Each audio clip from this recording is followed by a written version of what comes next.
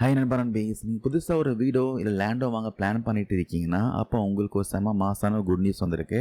இனிமேல் நீங்கள் பத்திரப்பதிவு செய்யணும்னா வேலை நாளில் காலையில் கிளம்பி டோக்கன் வாங்கி சார் பதிவாளர் ஆஃபீஸில் போய் மணிக்கணக்கில் தவம் கிடைக்க வேண்டிய அவசியமே இல்லை.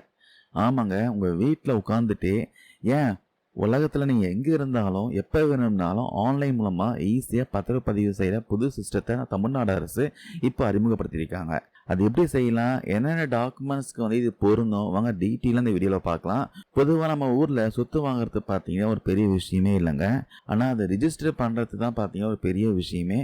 சார் பதிவாளர் ஆஃபீஸ்க்கு அலைஞ்சி அங்கே இருக்கிற கூட்ட நெரிசலில் மாட்டி ஃபைல் மூவ் ஆகிறதுக்குள்ளே லேட் ஆகி அப்பாடா ஒரு பத்திரம் முடியறதுக்குள்ள போதும்னு ஆயிரும். சாமானிய மக்கள் படுற இந்த அலைச்சலுக்கும் காலதாமதத்துக்கும் முற்றுப்புள்ளி வைக்க தான் பதிவுத்துறையில் பார்த்தீங்கன்னா ஒரு சூப்பரான ஒரு டிஜிட்டல் சிஸ்டத்தை கொண்டு வந்திருக்காங்க. இது விஷயமா கவர்மெண்ட் பார்த்தீங்கன்னா அஃபிஷியலாக அறிக்கை விட்டுருக்காங்க.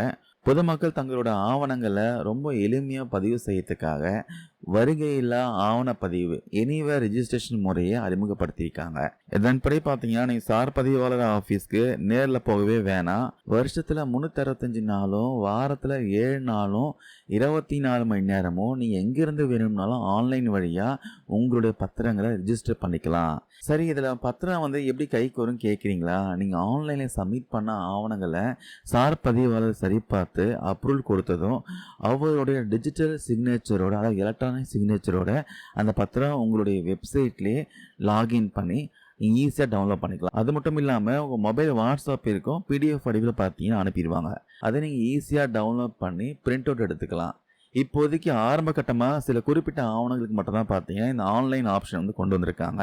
ஆனால் சீக்கிரமாகவே இந்த வருகையில் ஆவணப்பதிவு நடைமுறையை தமிழ்நாடு முழுக்க கட்டாயமாக்க போகிறாங்க.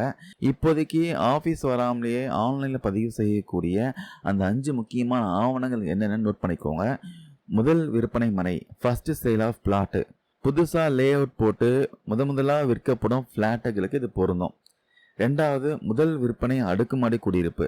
பில்டர்களிடம் இருந்து முதல்ல வாங்கப்படும் புதிய ஃப்ளாட்டுகளுக்கு இது பொருந்தும். அதுக்கப்புறம் தமிழ்நாடு வீட்டு வசதி வாரியம் விற்பனை ஆவணங்கள். நாலாவது, வங்கிகளை பெறப்படும் கடனுக்கான அடமான ஆவணங்கள், மார்டேஜ் டாக்குமெண்ட் பார்த்தீங்கன்னா அது. அதுக்கப்புறம் கடனை அடைத்ததற்கான ரசீது ஆவணங்கள், ரெசிப்ட் டாக்குமெண்ட்.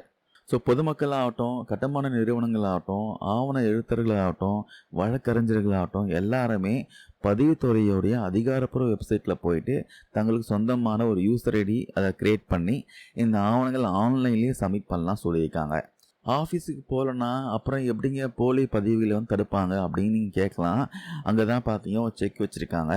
இந்த ஆன்லைன் பதிவினப்போ ஆவணத்தை வந்து எழுதி கொடுப்பவர், எழுதி பெறுபவர் மற்றும் சாட்சிகளாக இருக்கும் நபர்கள் என அனைவரும் பார்த்தீங்கன்னா தங்களுடைய ஆதார் கார்டை வெப்சைட்டில் அப்லோட் பண்ணணும்.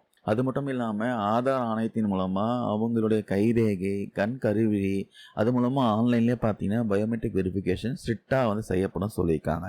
இதனால் முறைகேடுகள் நடக்கவே முடியாது சொல்கிறாங்க. இதுக்கு நமக்கு என்னென்ன டெக்னிக்கல் விஷயங்கள் தேவைப்படும்னா ஒரு நல்ல இன்டர்நெட் கனெக்ஷன். ரெண்டாவது, யுஐடி அங்கீகரித்த L1 ரக விரல் ரேகை இயந்திரம், அப்படி இல்லைன்னா கருவிழி படலம் கவரும் கருவி. இது ரெண்டுத்துல தேவைப்படும். மூணாவது, ஃபோட்டோ எடுக்க ஒரு வெப் கேமரா. ஒருவேளை உங்களுக்கு வந்து இதை செய்கிறப்போ ஏதாவது சந்தேகங்கள் இருந்துச்சுன்னா இல்லை தொழில்நுட்ப கோளாறுகள் ஏற்பட்டால் தொடர்பு கொள்ள வேண்டிய அதிகாரப்பூர்வ ஹெல்ப்லைன் நம்பர்லாம் கொடுத்துருக்காங்க. ஹார்ட்வேர் சம்மந்தமான சந்தேகங்களுக்கு ஒரு 2 நம்பர் கொடுத்துருக்காங்க. சாஃப்ட்வேர் சம்மந்தமான சந்தேகங்களுக்கு அதுவும் ஒரு 2 நம்பர் கொடுத்துருக்காங்க. இந்த நம்பர் தமிழ்நாடு அரசோட அறிக்கையில் போட்டு செக் பண்ணி பாருங்கள். ஸோ மக்களே, சார் பதிவாளர் ஆஃபீஸ்க்கு போகாமல் வீட்டில் இருந்தே பத்திரப்பதிவு பண்ணுற இந்த எனிவேர் ரெஜிஸ்ட்ரேஷன் சிஸ்டத்தை பற்றி நீங்கள் என்ன நினைக்கிறீங்க? இதனால் லஞ்சம் அலைச்சல் குறையும் நம்புறீங்களா? உங்களுடைய கருத்துக்களை மறக்காமல் கீழே கமெண்ட்ஸில் பதிவு பண்ணுங்கள். இந்த வீடியோவில் ஷேர் பண்ண தகவல் யூஸ்ஃபுல்லாக இருக்கும் நம்புகிறேன். Thank you number one piece.